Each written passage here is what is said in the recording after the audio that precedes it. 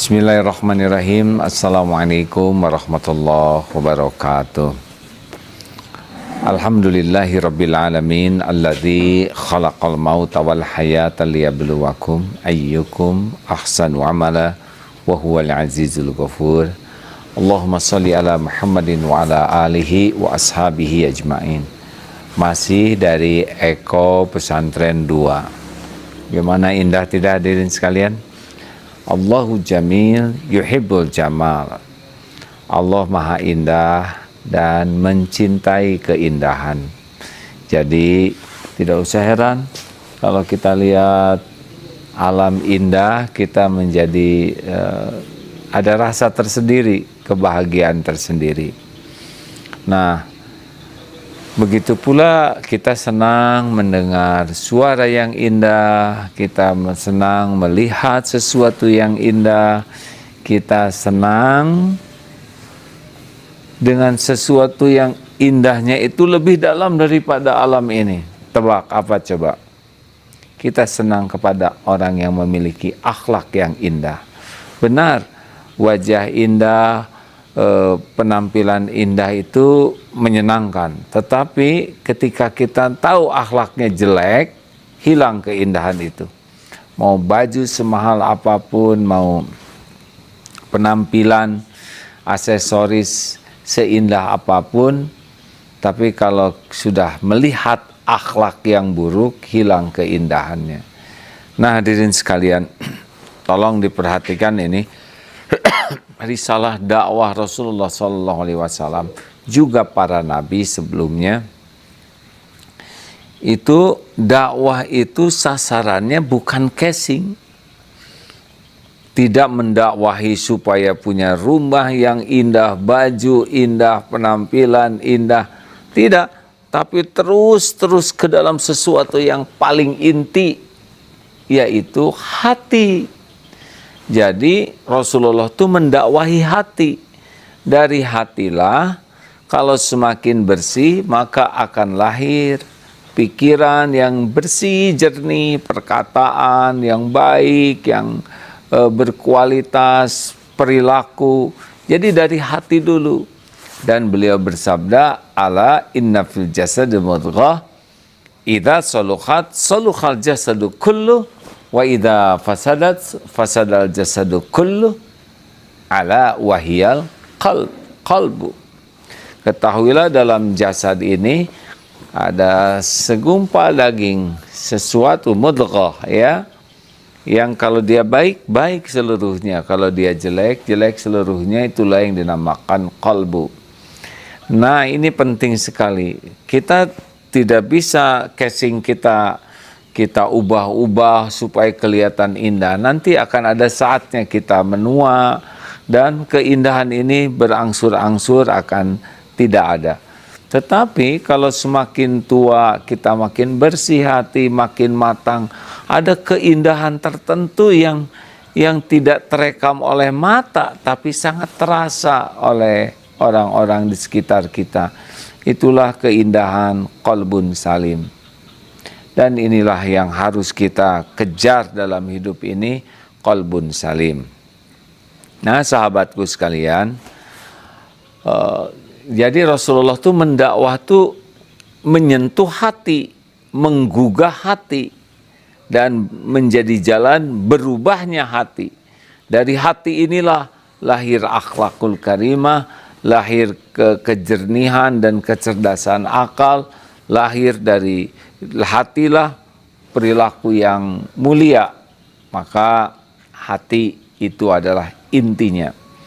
Nah, sekarang kalau kita berdakwah, bagus kita mengajak orang sholat, itu sangat bagus. Mengajak orang saum, itu juga bagus. Mengajak orang baca Quran, bagus. Pokoknya amal-amal itu bagus. Namun, pakai namun ya, kalau tidak disertai dengan ilmu dan motivasi untuk menata hati, tidak jarang ilmu agama itu jadi kotor hati, ibadah juga jadi kotor hati, jadi riya, senang pamer ilmu dan ibadahnya, jadi ujub, merasa diri beda dari yang lain, merasa lebih soleh, merasa lebih tinggi, derajatnya, takabur dengan ilmu dan amalnya, suka meremehkan orang lain aja, dengki, tidak suka lihat orang lain bisa beribadah dengan baik. Tidak jarang itu dalam satu masjid, satu majelis taklim, wah itu ada ujubnya, ada riaknya, ada dengkinya, ada takaburnya, ada kemunafikannya. Padahal dalam lingkungan ilmu agama, dalam lingkungan ibadah juga. Kenapa? Karena boleh jadi tidak tersentuh hatinya. Nah, kalau hatinya baik, insya Allah nanti baik. Nah, salah satunya nih hadirin sekalian, seni bergaul dengan sesama manusia, ya. 2B, 2L. Ini penting ini, ya. Supaya hati kita bersih kalau bergaul dengan sesama. B yang pertama, kalau kita ketemu orang adalah berani mengakui, mengingat, berani mengakui kelebihan, jasa, kebaikan orang lain. Jadi kalau kita ketemu seseorang, lihat kelebihannya, lihat jasanya, lihat kebaikan-kebaikannya. Ini yang pertama dilihat. Silakan rasakan. Beda ketika kita melihat kelebihan seseorang, Allah memberikan kelebihan orang ini. Apakah ilmunya, wawasannya. Nah, ketika kita melihat orang diberikan kelebihan oleh Allah, maka kita jadi belajar. Beda dengan namanya Mas Dengki atau Mbak Iri, ya, atau Dengkimen, Iriwati. Yang seperti ini, kalau lihat orang punya kelebihan tidak mau, tidak rela jadi SMS. Syusyah melihat orang senang dan senang melihat orang syusyah. Padahal orang punya kelebihan itu Allah yang memberi. Nah, kita harusnya tiap lihat orang punya kelebihan, kita bisa berguru, kita bisa belajar. Sehingga kelebihan orang mengupgrade diri kita.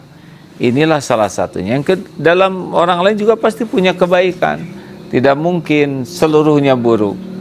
Di antara keburukannya ada kebaikannya. Nah, lihat kebaikannya. Kalau orang ini berjasa, akui jasanya. Akui perjuangannya, pengorbanannya. Silakan rasakan kalau kita bertemu dengan seseorang, lalu orang itu berbuat baik kepada kita dan kita kenang, kita akui jasanya. Silakan. Boleh, alhamdulillah. Bayangkan, terima kasih, silakan deh. Masya Allah. Ya, langsung saya simpan aja bakinya. Oh, terima kasih, jazakallah khair. Ya, cukup. Han? Apanya? Ya, ini saya sering disuguhin begini, ya. Kalau di desa apalagi ada singkong, ada jagung bakar dan sebagainya. Kalau sedang ceramah disuguhin, jadi kapan makannya. Tetapi karena kita harus menghargai siapa yang nyuguhin, alhamdulillah. Ini biasanya air jahe. Ini hari Kamis ya. Oh, saum ya. Jadi lebih berat ujiannya. Nah, sahabatku yang baik, jadi kalau ketemu seseorang, ketemu orang tua, ketemu adik, ketemu kakak, ketemu suami, ketemu istri, ketemu teman, ketemu, langsung fokus kita kelebihannya, kebaikannya, jasanya. Rasakan sendiri, nggak akan kotor hati kita. Melihat kebaikannya, kelebihannya, ini ilmu, nambah, oh ini kelebihannya adalah lebih luas wawasannya, oh lebih bagus bacaan Qur'annya. Allah mempertemukan saya dengan orang yang punya kelebihan agar saya bisa berguru. Oh, ini kelebihannya, kata-katanya terjaga. Oh, kelebihannya ini orang sangat sopan. Lalu kebaikannya, ini sangat baik. Jasanya kita kenang. Di sini kita akan dapat kebaikan dari orang yang kita temui. Yang kedua, 2B. B yang kedua adalah bijak terhadap kekurangan dan kesalahannya. Tiap orang bukan malaikat ya. Pasti punya kekurangan dan kesalahan. Ini pun harus punya nilai tambah bagi kita. Jadi kalau kita menjumpai kekurangan kesalahan orang, harus tadi yang punya kelebihan punya nilai tambah. Yang punya kekurangan, kita pun punya nilai tambah. Jadi jangan sampai kekurangan, kesalahan, kelemahan orang jadi dosa bagi kita. Kita lihat kekurangan seseorang dalam perilakunya, jadi cermin. Apakah saya punya kelakuan yang sama tidak dengan beliau? Nah, jangan sampai dia pelit, kita koret, ya kan? Dia kedengkut, kita buntut kasir, artinya kembar. Dia orangnya tidak bagus kata-katanya, oh jadi bahan evaluasi, jangan sampai kata-kata saya juga begitu. Dia jorok ngomongnya, jadi tiap keburukan, kekurangan, kesalahan orang lain bisa jadi jalan kita bercermin. Karena misal ya hadirin sekalian, ini mengulang sedikit tentang ilmu bicara. Sebetulnya pada waktu kita bicara, kita itu sedang membuka aib. Ini seperti sekarang ya, sedang bicara. Makin banyak bicara, makin kebuka kekurangan, kesalahan, aib, kesombongan, ria, kedengkian, kekurangan iman, makin bicara tuh makin terukur. Ini baru kemarin dapat nasihat dari Ustadz Komar. Katanya ada seorang ulama yang tahu dihina, gini katanya, Ustadz, kalau ada orang yang menghina, lihat siapa yang menghinanya. Kalau yang atau mengoreksinya, ya bukan menghina tapi mengoreksinya. Kalau yang mengoreksinya ini adalah orang yang mulia akhlaknya, yang tinggi ilmunya, bersih hatinya, kita harus waspada nih. Berarti kita salah betulan. Kalau kita dikoreksi oleh orang yang bijak, oleh orang ditegur lah, oleh orang yang bijak, orang yang akhlaknya baik, maka itu benar-benar kita punya kesalahan. Tapi kalau dikoreksi oleh orang yang ya kurang baik, bicaranya kurang baik, akhlaknya, itu berarti kita sedang ditingkatkan kemuliaannya. Katanya begitu. Ini menarik. Dari mana tahu orang-orang ini mulia atau tidak? Dari cara bicaranya, dari pemilihan kata-kata, dari raut muka, dari nada suara, itu semua sudah menceritakan siapa dirinya. Jadi kalau ada orang, wah bodoh lu ini, dari cara bicara, raut muka, sikapnya, pilihan kata, itu sudah memperlihatkan siapa yang berbicaranya, termasuk kita ya. Kalau kita bicara, ya kita sudah memperlihatkan, keburukan hati kita, kebusukan hati kita, kedengkian kita. Nah, makanya kalau orang tadi jadi ilmu, yang kedua bagaimana kalau dia ngomongnya jelek? Sama, omongan jelek seseorang itu harusnya jadi pelajaran bagi kita. Siapa tahu ada benarnya. Tapi kalau memang tidak ada benarnya sama sekali, ya sudah, kita maafkan saja. Kita doakan kebaikan, tidak ada ruginya. Kalau orang ngomong jelek ke kita, ya sudah, kita ngomong baik saja, karena yang kembali ke kita kan apa yang kita katakan. Tapi dia ngata-ngatain misalkan, ya sudah, kita doakan baik saja, supaya beliau diampuni Allah, disayang Allah, sisa umurnya berkah. Rugi dong dia ngejelek-jelekin kita, masa kita ngedoain dia? Gimana kalau dia jadi baik? Ya beruntunglah. Kalau dia jadi baik, berarti nggak ngomong jelek lagi, ya kan? Kenapa kita harus membalas keburukan dengan keburukan? Kita juga banyak kekurangan, kesalahan. Apa yang kita inginkan coba? Kalau kita punya kekurangan, dibantu, diperbaiki, dibantu agar kita bisa orang yang jadi tobat dan jadi lebih baik, sama orang lain juga. Tidak orang menjadi perilaku jelek karena boleh jadi latar belakangnya, pendidikannya, lingkungannya, kemudian dia sudah berusaha baik, tapi jatuh lagi. Lalu posisi kita bukan menuntut dia jadi baik. Posisi kita adalah membantu orang jadi baik. Nah, jadi kalau ada kekurangan dan kesalahan, kita tuh membantu. Kalau kita nggak bisa nasihat langsung, doa. Jangan kikir mendoakan baik bagi orang lain. Allah itu hamba Allah loh. Orang-orang yang berbuat jelek ke kita tuh hamba Allah. Punya keluarga, punya orang tua, punya anak. Mungkin orang tuanya menginginkan anaknya soleh, tapi belum soleh. Kenapa kita tidak doakan supaya soleh? Nanti orang tuanya bahagia. Nanti anaknya bahagia. Gini ya, kalau ada seseorang salah, jelek perilakunya, ini belum tentu orang tuanya menginginkan anaknya seperti ini. Suaminya, istrinya, anaknya, belum tentu. Jadi kalau kita membantu orang jadi baik, sebisa kita walaupun kita masih belum baik, nah itu pasti disukai Allah kalau ikhlas, ya. Dan kalau yang berbuat jelek ke kita itu jadi baik, kan dia sendiri jadi bahagia. Ibunya, bapaknya bahagia. Keluarganya bahagia. Kita tidak ada ruginya membantu orang jadi baik. Sebagaimana kita pun ingin dibantu oleh orang lain jadi baik.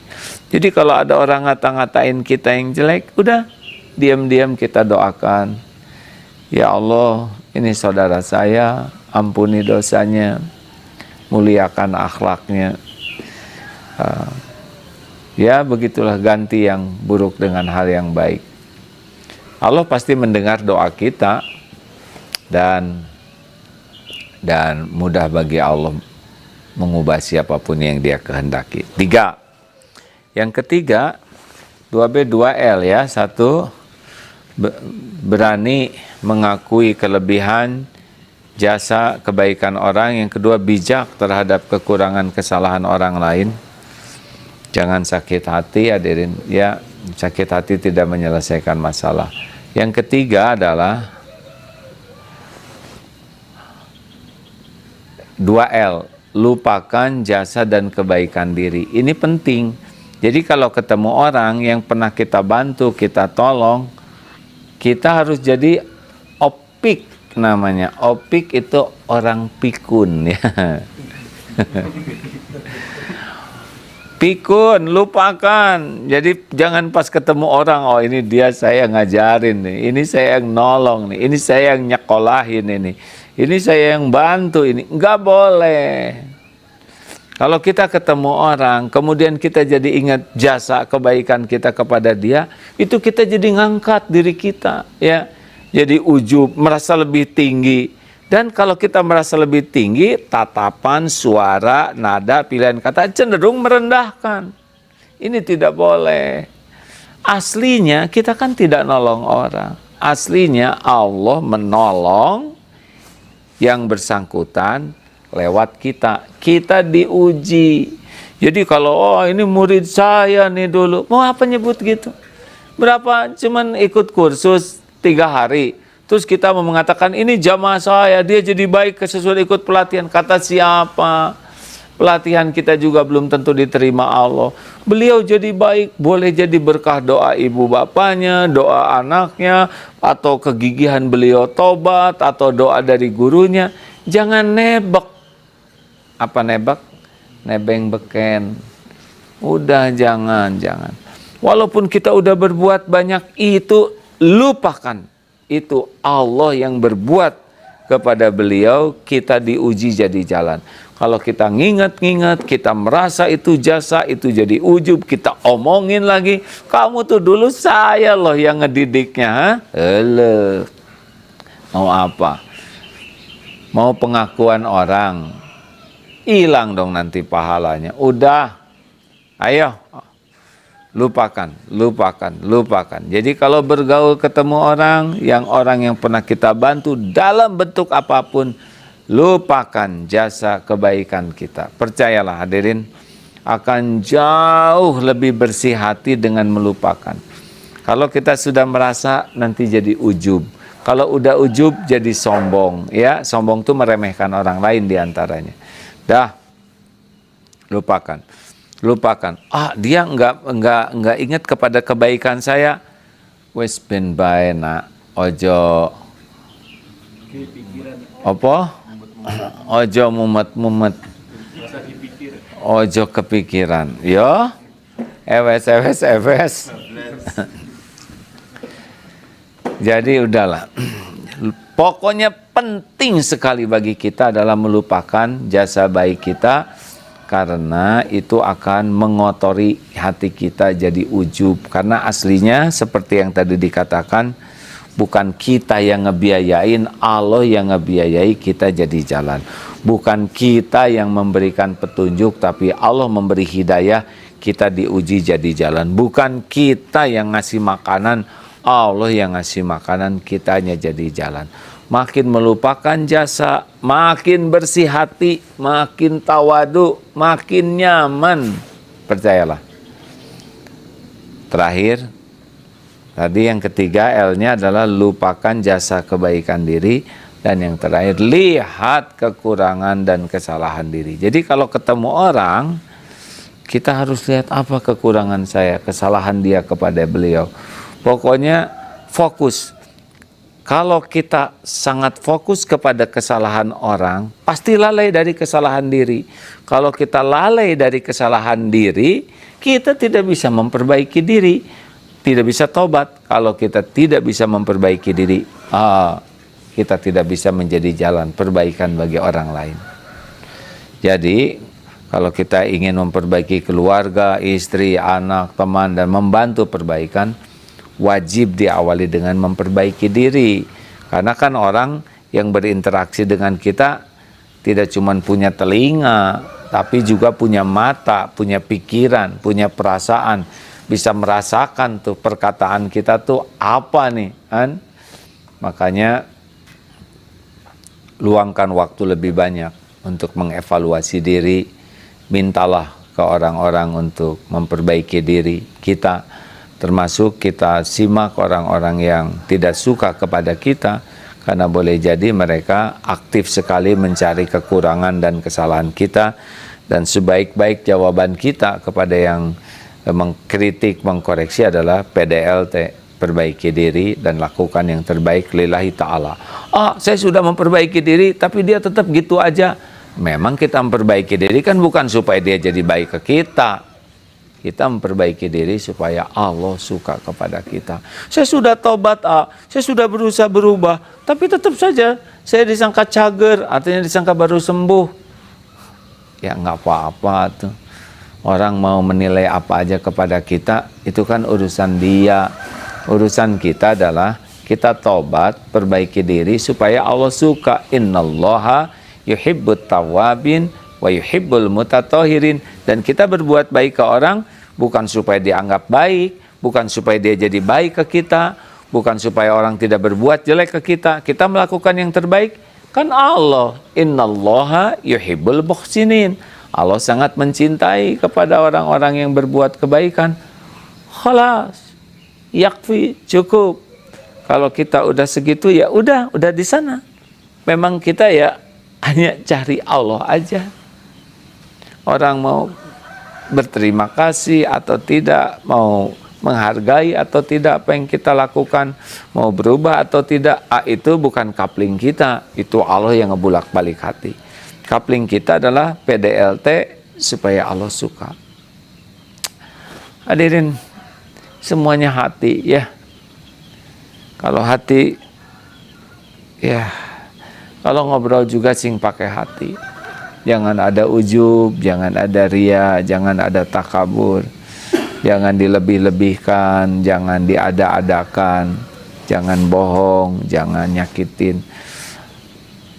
Mungkin amal kita tidak banyak, mungkin ilmu kita juga masih belum banyak.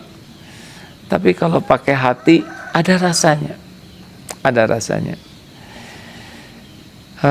Termasuk menyayang binatang, menyayang pohon, itu kalau pakai hati Allah tahu nih. Termasuk menyayangi anak, keluarga, beda-beda. Yang pakai hati itu beda. Mengucapkan terima kasih pakai hati beda, salaman yang pakai hati juga beda, minta maaf yang pakai hati. Maksudnya pakai hati ini ada rasanya, ada isinya, ya. berterima kasih juga, jazakallah khair, terima kasih, terima kasih. Saya mohon maaf. Itu ada rasanya. Maafin ya, saleh-saleh katanya maafin aja ye. Menijije. Nah, hadirin sekalian, mari kita betul-betul gunakan pergaulan kita tuh untuk meningkatkan kebersihan hati kita, bukan untuk mengotori hati ya. Ngobrol-ngobrol juga hati-hati, ngobrol-ngobrol. Ingat ya, kalau ngobrol bicara itu kita sedang membuka aib kita. Jadi kalau kita rekaman, wah ngomong ini, nah orang bisa tahu nih, oh, orang ini kurang iman, orang ini sedang dengki, orang ini sedang ujub. Ya misalkan kita bicara banyak, rekam, sebarkan, itu orang bisa ngebaca tuh. Kita lagi sebel, kita lagi dengki, kita ini bodoh, kita ini kurang iman, kita ini hatinya busuk, kita ini berpenyakit hati. Itu nampak dari rekaman kita. Termasuk termasuk rekaman ini juga nih. Bagi yang peka bisa ngebaca kapan ujub, kapan ada riaknya. Ya mudah-mudahan Allah mengampuni dan saudara-saudara tidak meniru hal-hal buruk yang sampaikan atau yang nampak sengaja maupun tidak sengaja. Jam 5:30. Nanti asar kita kajian Al-Hikam ya, pada asar jam 4. Lalu